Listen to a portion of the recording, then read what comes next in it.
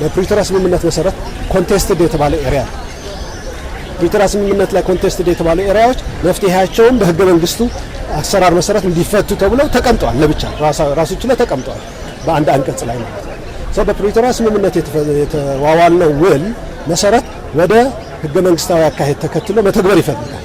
ያንን ለመተግበር ደግሞ ዝግጁነት የለም በሌላኛው ጽንፍ ያለው ቡድን ማለት ነው። ሰው እሱ ነው እያደናቀፈው ያለው ሂደቱ። አዘርዋይስ ይህንን ለማድረግ ህዝቡ ወደ ቀየው እንዲመለስ ራሱን በራሱ የሚያስተዳድርበት ስርዓት እንዲፈጠር በሂደት ደግሞ መንግስት መስርቶ ደግሞ ወደ ውሳኔ እንዲሄድ የሚያስችለው ነገር ለማድረግ ፌዴራል መንግስት አቅዶ ከነሱ ጋር ፕላን አድርጎ ወደ ስራ ለመግባት ተንቀሳቅሶ እያለ ያው በእነሱ በኩል ግን ይህንን አይፈልጉም። ፖለቲካ ኢንተረስት አላቸው።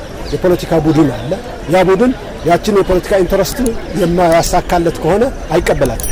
ህዝቡ ይጎዳ፣ ህዝቡ ይሰቃይ፣ ብዙ ደንታው አይደለም እያየ ነው ስለሆነ ማለት ነው። ህዝቡ ጥያቄው ሰላም ነው። የመጀመሪያ ጥያቄው ከጫፍ እስከ ጫፍ ሃይማኖት መሪው፣ የሽማግሌው፣ እናቶች፣ ወጣቱም በሙሉ ማለት ይቻላል ከጫፍ እስከ ጫፍ ሰላም ነው የሚፈልገው።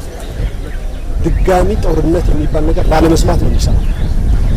ይሄ የህዝቡ ፍላጎት ነው። የህዝቡ ጥያቄም ሰላም አጽኑልን፣ ወደ ግጭት እንዳንገባ አድርጉን